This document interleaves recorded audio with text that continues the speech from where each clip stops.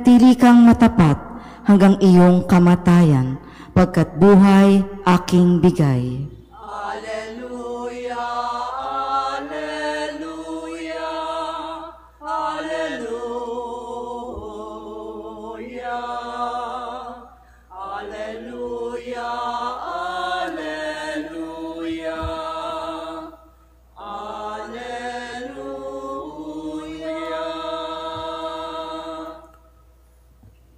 Sumainyo ang Panginoon. At sumaiyo rin. Ang mabuting balita ng Panginoon ayon kay San Lucas. Papuri sa iyo, Panginoon.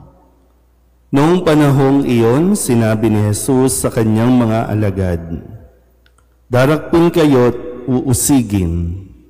Kayo'y dadalhin sa mga sinagoga upang litisin at ipabilanggo. At dahil sa akin, ay ihaharap kayo sa mga hari at mga gobernador.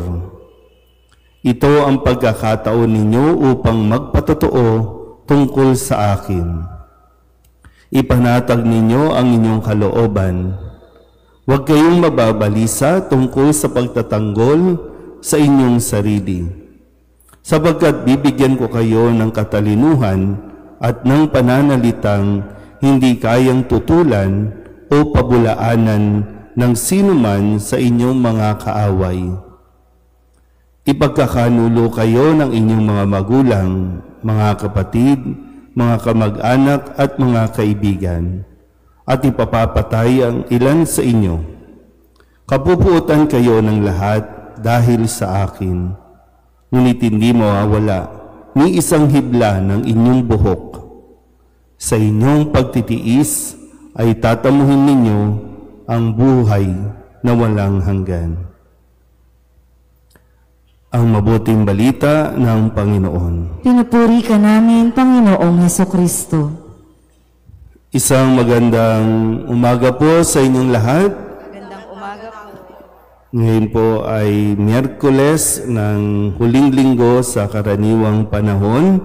Ito rin po ay tinatawag nating Red Wednesday, kung saan lahat tayo ay inaanyayahan na magsuot ng pulang damit sa araw na ito bilang paggunita o pag-alaala sa lahat ng mga Kristiyanong inusig at pinag-uusig magpasa hanggang ngayon sa ngalan ng mabuting balita o sa ngalan ng pananampalataya sa ating Panginoong Hesukristo.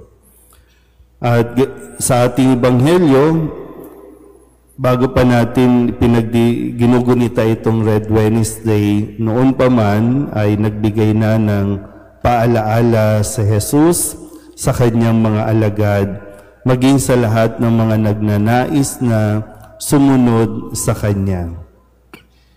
Hindi po niya ipinangako ang isang masaganang buhay, o kaya naman sabihin natin mapayapang pamumuhay, no, na para bang dahil sila ay tagasunod ni Kristo, alagad ni Kristo, wala nang problema, wala nang sakit, wala nang gutom. Hindi yon ipinangako ni Jesus. Bago siya tuluyang mawala sa mundong ito, kapiling nila, bago siya lubusang umakyat sa langit, pinauna niyang pinaalalahanan ang mga alagad. Paulit-ulit niyang ibinibigay ito, binubusog ng mga pangaral nang sa ganon, pagdating ng panahon na sila po ay darakpin, uusigin, sila ay matatag. Mga salita na sa umpisa, kala mo walang epekto, pero sa kalaunan, nanunuot na ito sa buong pagkatao, no, ng mga alagad, kung kaya nagampanan nila at nagawa nila ang kanilang misyon hanggang sa huling hininga, no, nila dito sa mundong ito.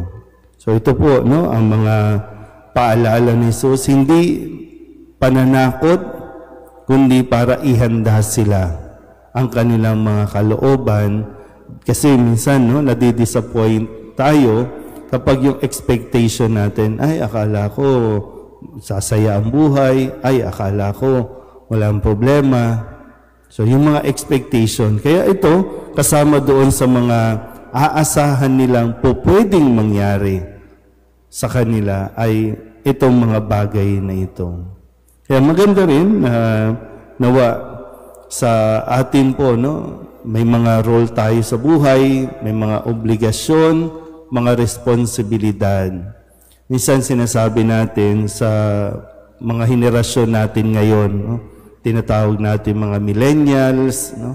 Minsan nasasabi natin, mga mahihinang nilalang ang mga henerasyon ngayon. Mabilis magkaroon ng anxieties, mabilis bumigay sa depression, mabilis manghina ang kanilang kalooban, parang hindi mga sanay sa mga problema, mga pagsubok.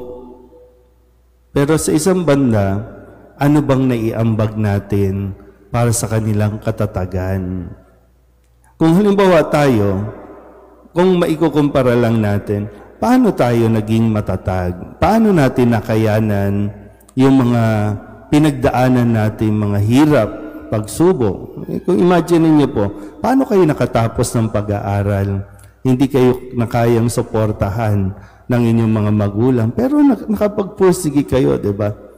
Paano kayo nakasurvive habang nasa eskwelahan na walang baon? Kung aalalahanin mo yun, no? Nakaya mo eh. Kaya lang, paglipas ng nakalimutan natin, ipasa ang mga natutunan natin. Kaya, minsan inisip natin kasi, laging ganun, no? Ayaw na naming maranasan nila yung hirap na naranasan ko. Kung babalikan mo, yung mga hirap na naranasan mo, yan ang nagpatatag sa iyo. Na dapat na ituro mo din paano magiging matatag ang iyong mga anak, apo, o mga iiwanan mo sa mundong ito. Mawawala ka dito eh. Kaya minsan sabi natin, natatakot kang mawala sa mundong ito kasi ang iniisip mo, paano na sila pag wala ako? Di ba? Paano na sila pag nawala ako? Bakit hindi mo kasi inihanda? Ihanda mo, sabi nga, malapit ng pagtatapos ng ating selebrasyon sa liturgy natin. So ito si Kristo, inihahanda niya ang kanyang mga alagad. Hindi yung, minsan kasi ang inahanda natin, pera, kayamanan, yung mga mana, ari-arian. Kasi sasabihin natin, para pag wala na ako, maayos ang buhay nila.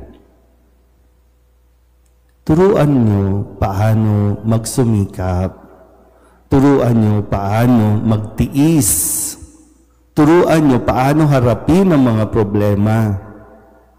Hindi yung bawat problema ang solusyon, pera.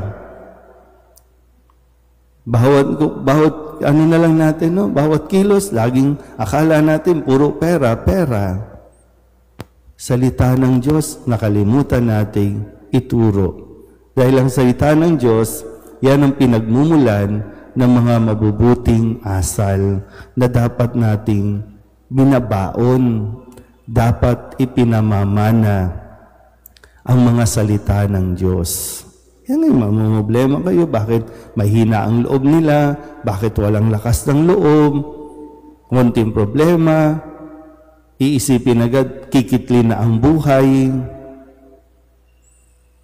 Kaya yung foundation, no, sa murang edad, tinuturuan na natin sila paano mabuhay sa pamamagitan ng pagdepende sa salita ng Diyos. At aasahan mo ang isang bata na pinalaki mo sa mabubuting aral, mabubuhay yan sa pagharap niya sa mundo, kahit wala ka na sa mundong ito. Amen?